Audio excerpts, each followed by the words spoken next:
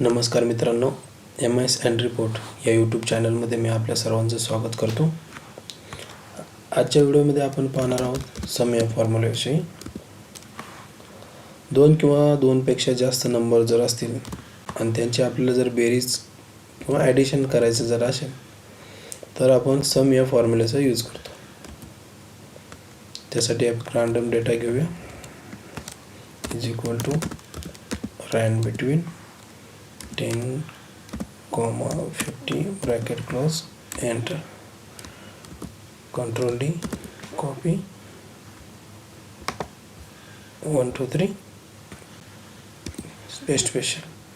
ठीक आहे, हा एक रँडम डेटा घेतलेला आहे. याची आपल्याला सम करायचे आहे. म्हणजे आपण फॉर्म्युला वापरणार सम, पूर्ण डेटा सिलेक्ट करायचा, ब्रॅकेट क्लोज आणि एंटर. अशा पद्धतीने आपण सम हा फॉर्म्युला यूज करू शकतो. याचबरोबर जर आपल्याला या संख्येमध्ये, हा जो डेटा आहे या संख्येमध्ये जर आपल्याला लहानात लहान कुठली संख्या आहे ती जर काढायची असेल तर त्यासाठी आपण वापरणार आहोत मीन हे फंक्शन. मीन म्हणजे काय? मिनिमम. आपण त्यासाठी फॉर्म्युला आहे is equal to mean tab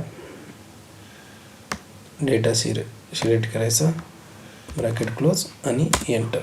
आता मिनिमम संख्या कुठली आलेली आहे? 10 आहे का? 10 याच्यात 10. ठीक आहे, तर मिनिमम संख्या 10. अशा पद्धतीने आपण याच्यातमध्ये लहानात लहान संख्या शोधली. ठीक आहे, अशाच पद्धतीने जर आपल्याला मोठ्यात मोठी संख्या शोधायची असेल तर ती कशी शोधणार?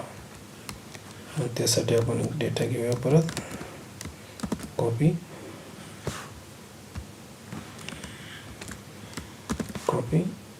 इथे पेस्ट. आणि त्यासाठी वापरणार आहेत आपण फॉर्म्युला मोठ्यात मोठी संख्या काढण्यासाठी मॅक्स. म्हणजे काय? मोठ्यात मोठी संख्या. त्यासाठी फॉर्म्युला आहे is equal to max tab, पूर्ण डेटा सिलेक्ट केला, ब्रॅकेट क्लोज आणि एंटर. अशा पद्धतीने आपण मोठीत मोठी संख्या शोधली. ती काय? 38 कुठे? इथे. ठीक आहे, अशा पद्धतीने लहानात लहान आणि मोठीत मोठी संख्या शोधण्यासाठी आपण वापरतो मीन आणि मॅक्स. याचबरोबर दुसरा एक फॉर्म्युला आहे, तो आहे काउंट. आता काउंट हा फॉर्म्युला कधी वापरायचा? ज्यावेळेस हे जे नंबर दिलेले आहेत या नंबरची जर संख्या किती आहे हे जर शोधायचं असेल आपल्याला तर त्यावेळेस आपण काउंट या फॉर्म्युल्याचा वापर करतो. आता काउंट हा फॉर्म्युला कसा वापरायचा? तर आपण करणार आहोत इक्वल टू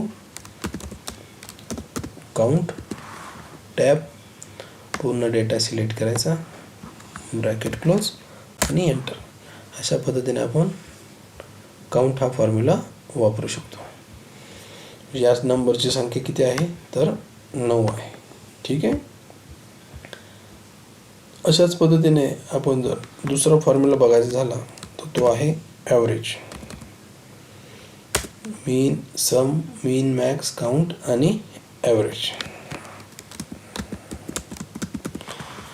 आता ॲव्हरेज या फॉर्म्युल्याचा उपयोग कधी करायचा? ज्यावेळेस या ज्या संख्या ज्या दिलेल्या आहेत याचं मिनिमम ॲव्हरेज संख्या कुठली आहे, ह्याच्यामधली ॲव्हरेज संख्या कुठली आहे?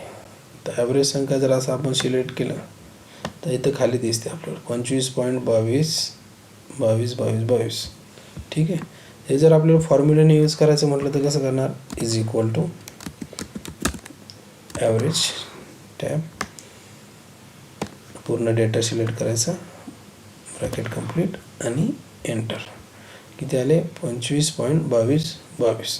ठीक आहे, तर हे आले ॲव्हरेज.